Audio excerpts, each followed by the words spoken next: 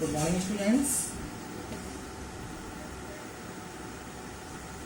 कल मैंने आपको जो टॉपिक बताया था वो था essential drugs and instruments for the radiology department. तो कल मैंने आपको एसेंशियल इंस्ट्रूमेंट्स बताए थे कि कौन कौन से होने चाहिए डिपार्टमेंट में जिनका यूज़ किया जा सकता है या होता है डिपार्टमेंट में, किस इंस्ट्रूमेंट्स का कहाँ पे किस जगह पे कब यूज़ किया जाता है, वो मैंने कल आपको बताया था एसेंशियल इंस्ट्रूमेंट्स में। आज मैं बताऊंगा एसेंशियल ड्रग्स, कौन कौन सी ड्रग्स जो हैं रेडियोलॉजी डिपार्टमेंट में, इमरजेंसी ट्रॉली में, ड्यूरिंग स्पेशल इन्वेस्टिगेशंस और आपके डिपार्टमेंट में एसेंशियल ड्रग्स रेडियोलॉजी में होनी चाहिए, वो मैं आज आपको बताने जा रहा हूँ। एसेंशियल ड्रग्स में सबसे पहली ड्रग्स जो है, सबसे पहली दवा जो है वो होती है बुस्कोपान। बुस्कोपान और ग्लूकागॉन, ये मेडिसिन जो है वो डिपार्टमेंट में होना बहुत ज़रूरी है।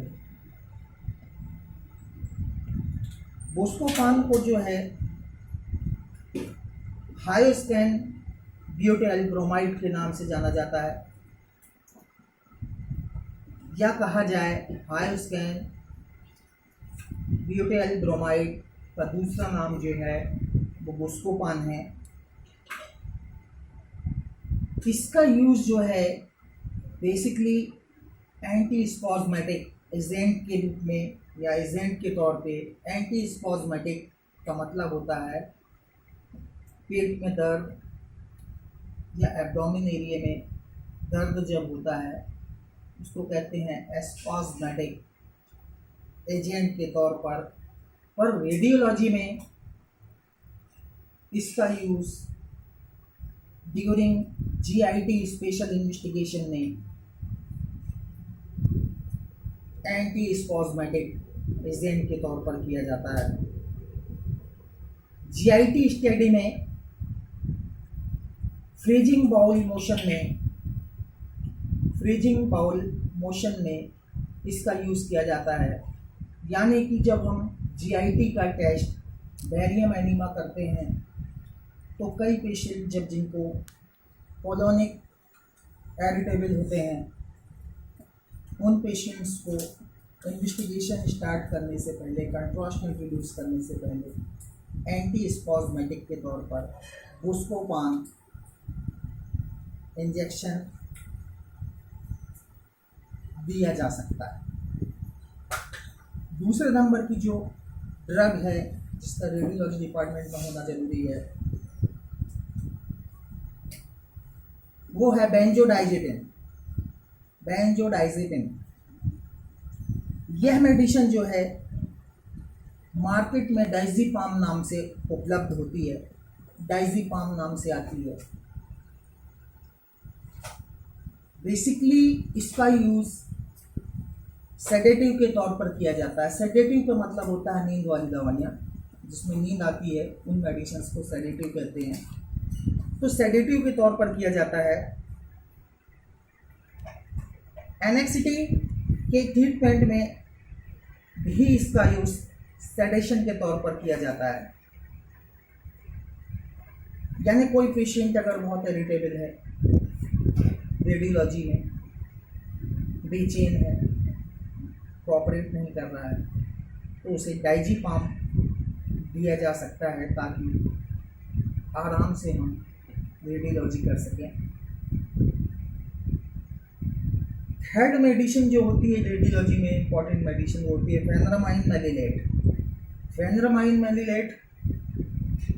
ये एविल नाम से उपलब्ध होती है, एविल नाम से आती है, जिसका डिपार्टमेंट में बहुत इंपॉर्टेंट रोल है। यह एक एंटी हिस्टामिन मेडिसिन है। एविल जो है एक एंटी हिस्टामिन मेडिसिन है जिसका यूज़ रेडियोलॉजी में या सभी जगह सामान्यतः एलर्जिक रिएक्शन में जैसे इचिंग और रेडनेस ऑफ स्किन में किया जाता है। इचिंग और रेडनेस ऑफ स्किन में किया जाता है। ये मेडिसिन जो है ये हिस्टामिन को ब्लॉक करती है, हिस्टामिन को ब्लॉक करती है, इसलिए बहुत इंपॉर्टेंट मेडिसिन है आपके डिपार्टमेंट में, रेडियोलॉजी में। फोर्थ नंबर पे आती है डेक्सामेथासोन। डेक्सामेथासोन जो है वो डेक्सोना के नाम से उपलब्ध होती है। यह कॉर्टिकोस्टेरॉइड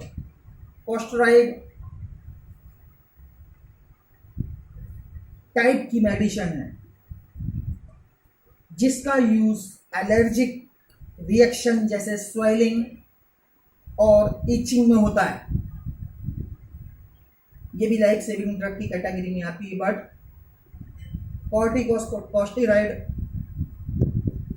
टाइप की मेडिसिन है जिसका यूज एलर्जिक रिएक्शन में होता है। अगर एलर्जी हो गई है, कोई कंट्रास्ट मीडिया रिएक्शन कर गया हो, तो उसमें इस मेडिसिन को दिया जाता है जिसमें स्वेलिंग है और रीचिंग है। उस जगह पे डेक्सामेथासोन या डेक्सोना का यूज़ किया जाता है। ये इंजेक्शन फॉर्म में उपलब्ध है, टैबलेट फॉर्म में भी आती है। तो ये एलर्जिक रिएक्शन के लिए मेडिसिन है डेक्सामेथासोन। फिफ्थ नंबर पर हाइड्रोकॉर्टिसोन। यह भी कॉर्टिकोस्टेरॉइड टाइप की मेडिसिन है। इसका यूज भी एलर्जिक रिएक्शन जैसे इचिंग, स्वेलिंग और डिस्कम्फर्ट में किया जाता है। ये कॉर्टिकोस्टेरॉइड और हाइड्रोकॉर्टिसोन, डेक्सामेथासोन, बेटामेथासोन, ये सभी जो होती हैं मेडिसिन्स, ये बड़ी हार्मफुल होती हैं पेशेंट के लिए, इसलिए नॉर्मल कंडीशंस में नहीं दी जाती हैं। इनको उसी कंडीशन पे दिया जाता है जब पेशेंट की लाइफ को सेव करना होता है, क्योंकि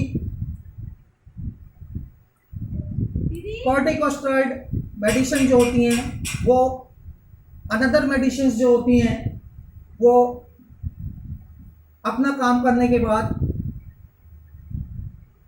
स्वेटिंग के थ्रू, यूरिन के थ्रू, स्टूल के थ्रू बॉडी से बाहर हो जाती हैं, लेकिन ये मेडिसिन्स किडनी में जाके डिपॉजिट हो जाती हैं, इसलिए इसका रूटीनली यूज़ नहीं किया जाता। ये लाइफ सेविंग ड्रग की कैटेगरी में आती हैं, इसलिए इनको बहुत ज़रूरी होता है, तभी इनका यूज़ किया जाता है।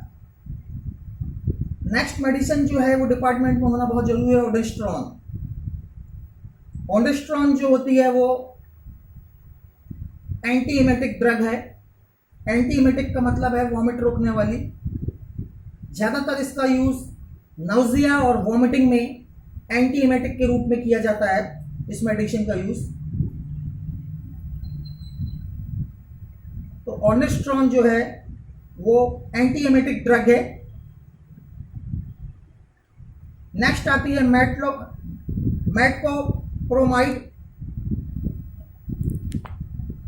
यह पेरिनॉर्म इत्यादि नाम से उपलब्ध होती है। इसका यूज नॉजिया, वॉमिटिंग और फास्ट स्टमक एम्प्टिंग ट्रीटमेंट में किया जाता है। पेरिनॉर्म जो है वो भी इंजेक्शन और टैबलेट फॉर्म में उपलब्ध है।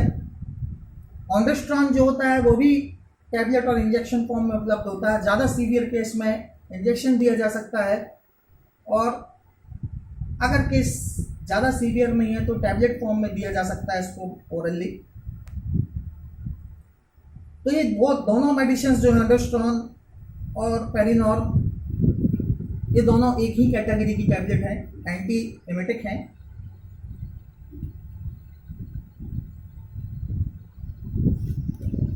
नेक्स्ट मेडिसिन है जिसका होना जरूरी है, एड्रेनालिन। इसका use serious allergic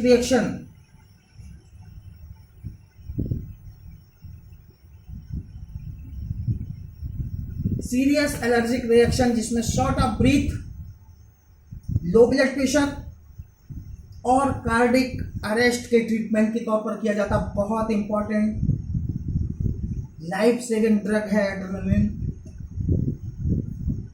cardiac arrest की सिचुएशन पे भी इसका जो है यूज किया जाता है, इसलिए बहुत जरूरी है डिपार्टमेंट में आपके रहना।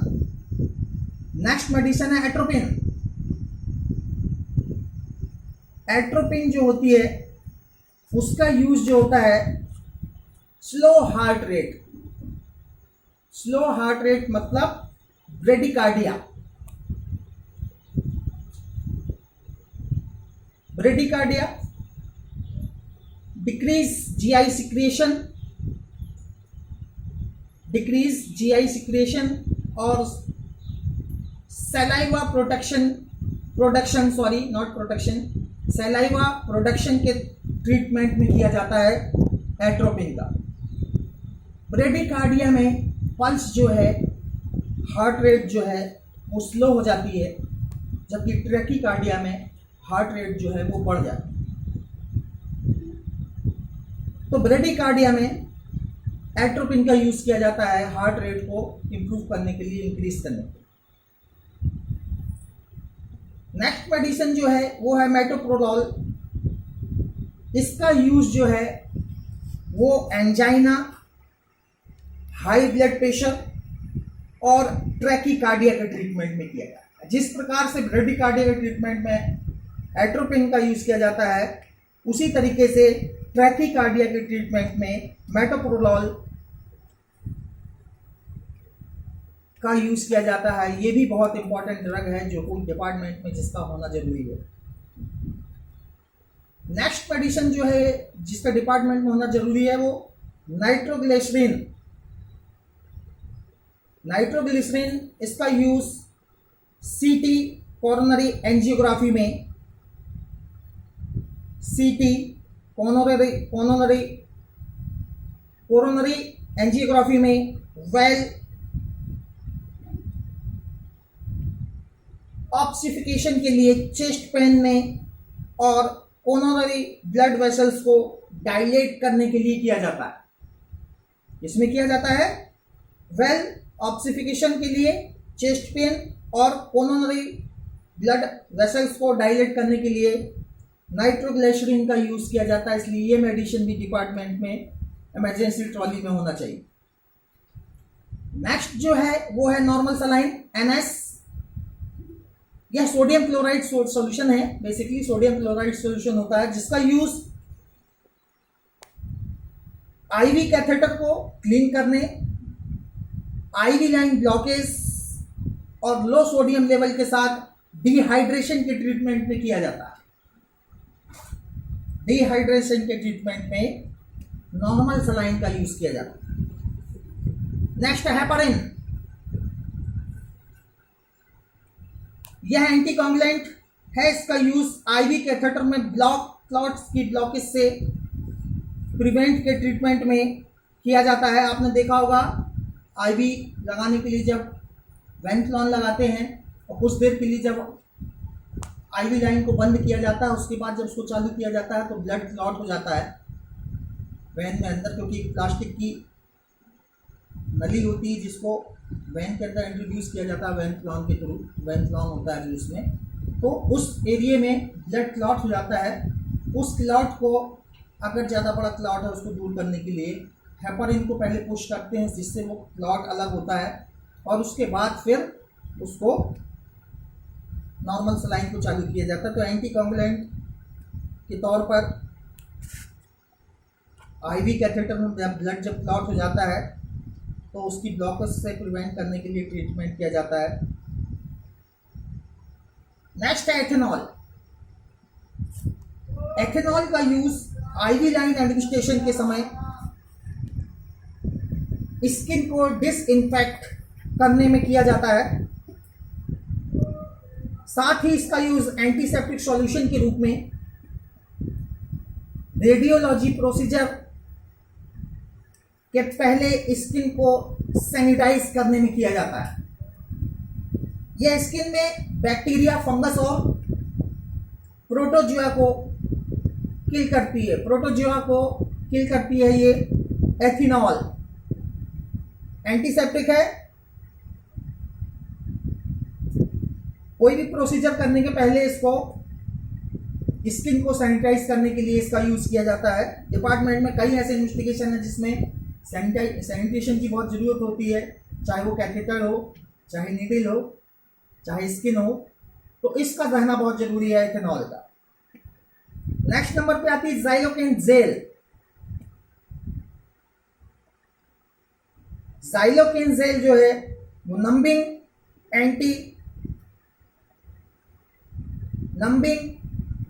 एनेस्थेटिक है। इसका यूज पेन और कैथेटर इंसरेशन के दौरान लुब्रिकेशन के लिए भी किया जाता है। एक जेल होती है, मैं आपको दिखा रहा हूं, ये देखिए, ये है ज़ाइलोकेन जेल।